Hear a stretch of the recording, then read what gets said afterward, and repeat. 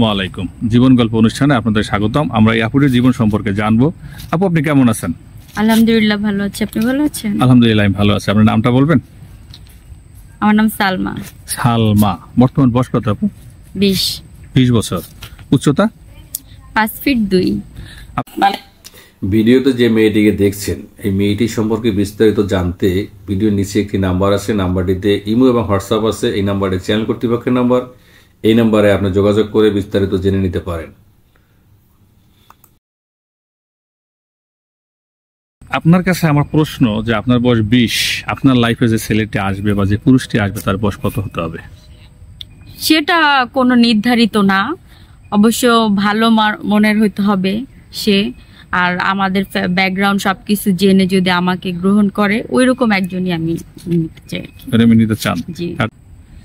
ছেলেরা প্রথমে কিভাবে মেয়েদেরকে প্রেমের ইঙ্গিত দেয়? যেটা আপনি একটা মেয়ে আপনার কাছে প্রেমের ইঙ্গিত আসছে হরহ।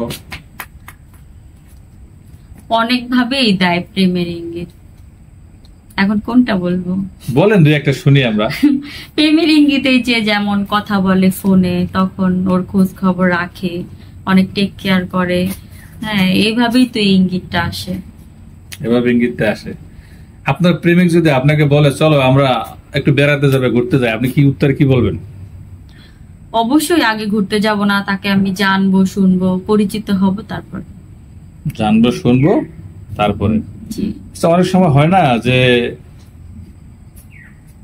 আপনার চোখে বা আপনার মনে আপনার স্বামী কেমন মানুষ হওয়া উচিত বলে আপনি মনে করেন? অবশ্যই ভালো মানুষ হওয়া মাঝে উচিত। মাঝে একটু মদ খায়, নামাজও পড়ে। শোনেন, মদ এগুলা খাইলো অনেক সময় কি মানুষ খারাপ হইলেও কিন্তু তার মনটা আগে ভালো থাকে। তার মানে অনেক সময় সত্যতা, মানে একটা মানুষ আছে না যে লুকোচুরি করে না, এরকম মানুষ ভালো। একজন পুরুষের দিন শেষে শান্তির জায়গা কোনটি? অবশ্যই ঘরে। ঘরে? জি। কার কাছে? বউয়ের কাছেও হইতে পারে, মায়ের কাছেও হইতে পারে, ঠিক আছে? এখন যার যার শান্তি, আমার মনে হয় বেশিরভাগ স্ত্রীর কাছেই শান্তি মিলে। শ্বশুর এবং শাশুড়ি কি কখনো নিজের মা বাবার মতো হতে পারে? হ্যাঁ, অবশ্যই হইতে পারে। একটু বুঝাই দেন তো উদাহরণ দিয়ে। হ্যাঁ, শ্বশুর শাশুড়ি বাবা মার মতনই। আমার মনে হয় যে আমার মা মানে তার মা, ঠিক আছে, আমার বাবা মানেই তার বাবা, এরকমটাই এটা মনে হয়। জি। বিয়েতে করেননি, সংসারে যখন যাবেন যখন তখন এই কথা থাকবে না, পাল্টাই যাবে ইনশাল্লাহ। না না না, ইনশাল্লাহ পাল্টাবে না, কারণ আমি ছোটবেলা থেকে আমার ফ্যামিলির আমি অত পাইনি।